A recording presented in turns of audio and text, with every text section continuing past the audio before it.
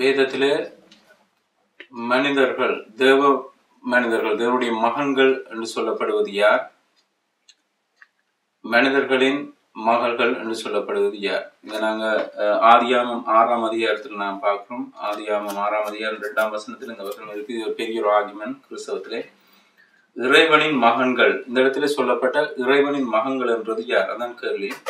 எண்ணப்பட்டவர்கள் மனிதரின் மகள்கள் அழகுள்ளவர்கள் என கண்டு அவர்களுக்குள் தாங்கள் விரும்பியவர்களை திருமணம் செய்து கொண்டார்கள். நிறைய பேர் சொல்றார்கள் இது சாதாரண மனிதர்கள், அதாவது சேத்தின் சந்ததிக்குள்ளார வந்த தேவ மனிதர்கள் என்று சொல்கிறார். அது பிழை.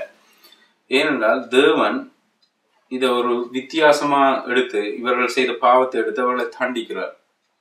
அது மாத்திரமல்ல, நிறைய பேர் இந்த இடத்துல பாவம் செய்கிறார்கள். ஆனால் இந்த இடத்துல மாத்திரம் இறைவனின் மகன்கள் பாவம் செய்கிறது குறித்து சொல்றபடினால இது ஒரு அதிவிசேஷமான ஒரு வித்தியாசமான மனிதர்கள் என்று நான் பார்க்கணும். அது மாத்திரமல்ல, கீழே நாங்க பார்த்தா 4ஆம் வசனம், அதே நாட்களில் நெபிலிம் என்னும் ராட்சத இனத்தவர்கள் பூமியில் இருந்தார்கள். சரித்திரத்திலேயே சாதாரண மனிதர்கள் கூட இப்படியான ராட்சதர்கள் தோன்றினதாக இந்த பைபிள்ல சொல்லப்படையில. அப்ப இது ஒரு வித்தியாசமான, அதாவது மனிதர்கள் இல்லாமல் வேறு ஒரு இனம் சம்பந்தப்பட்ட ஒரு காரியத்தை குறித்து சொல்றதை நாங்க பார்க்கணும்.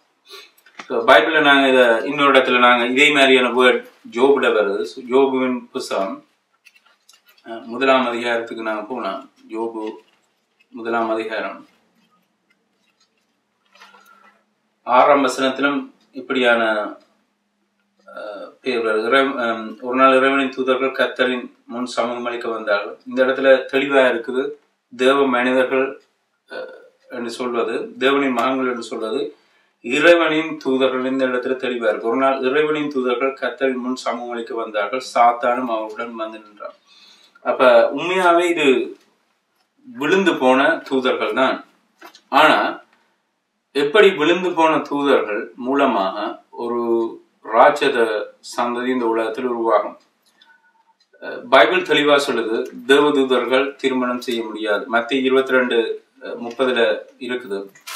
மத்திய 22:30 தெளிவா இருக்குது, தேவதூதர்கள் திருமணம் செய்ய மாட்டார்கள். உயிர்த்தெழுதலில் மக்கள் திருமணம் செய்வதும் இல்லை, திருமணம் செய்து கொடுப்பதும் இல்லை. அவர்கள் பரலோகத்தில் உள்ள தூதரை போலிப்பார்கள். அப்ப விழுந்து போன தூதர்களோ அல்லது இப்ப பரலோகத்தில் இருக்கிற தூதர்களோ திருமண வாழ்க்கையில் ஈடுபட முடியாது. அப்படியான இந்த சந்ததி எப்படி உருவான்னு நான் பார்க்கல. எங்களுக்கு தெரியும், சாதாரணமா இப்ப அசுத்தாவினால நிறைய ஜனங்கள் பீடிக்கப்படுறார்கள். அதாவது ஒரு ஆவி மனிதனுக்குள்ள போறதுக்கு சாத்தியக்கூறு இருக்கு. அந்த நாட்களிலே இந்த அசுத்தாவியல் மனிதர்களுக்குள்ளே புகுந்து மனிதர்கள் மூலமாக தங்களுடைய ஆசையை தீர்த்து மனிதர்கள் மூலமாக இப்படியான ராட்சதர்கள் உருவானார்கள். அதுதான் ஒரே ஒரு சாத்தியக்கூறு இல்லாமல் இவங்களுக்குள்ள திருமணம் செய்கிறதுக்கோ அல்லது திருமண வாக்கு நடத்துறதுக்கோ முடியாது. என்ற இயேசு கிறிஸ்து, இது எங்களுடைய பதில் இயேசு கிறிஸ்து பைபிள்ல சொன்ன வார்த்தை.